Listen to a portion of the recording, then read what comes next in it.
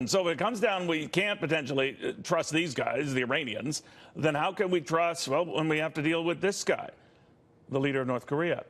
Retired Air Force General Richard Newton. General, very good to have you. Again, we're looking into the proof supposedly the Israelis have that the Iranians have been cheating. At face value, do you think they have? Well, good afternoon, Neil. Proof will be in the pudding in terms of what the intelligence pans out. Again, I don't have access to it, and certainly Secretary Mattis didn't get out in front of what he has seen or not seen, perhaps, on the intelligence. But I will tell you this: you just cannot entrust. You just can't trust Iran. Again, they're the largest exporter of terrorism, and again, they are not to be trusted. And so it would surprise me that Prime Minister Netanyahu does have that evidence. But again, in my view, and I've said this before publicly, I don't think this is a good deal. I'm with President Trump on this.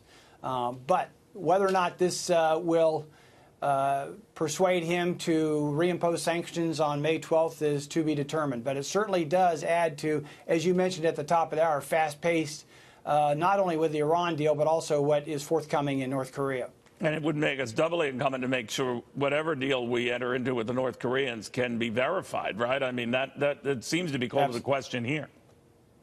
Absolutely. I think that is where not only the diplomats have to take over, but it gets down to even the makeup of the weapons inspectors, either through the IAEA or other, maybe through UN and so forth. I've always had skepticism regarding this agreement with Iran, whether or not there's enough teeth in it to allow the weapons inspectors to really be able to do their job. Let's also remember, the Iran deal is not a treaty. It's not even a binding document. It's an agreement. And so that has some issues.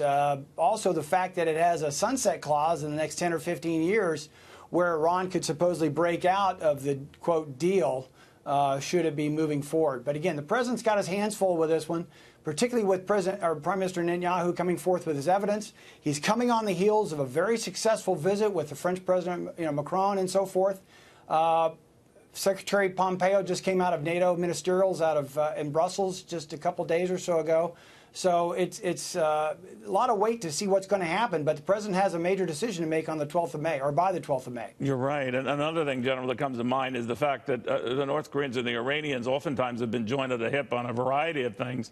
It will come up, no doubt, when the negotiations begin with the North Korean leader. And I'm just wondering, since obviously verification might have been lacking in Iran, how do we tighten it in the case of North Korea? Because it's always this whole Ronald Reagan thing, trust but verify.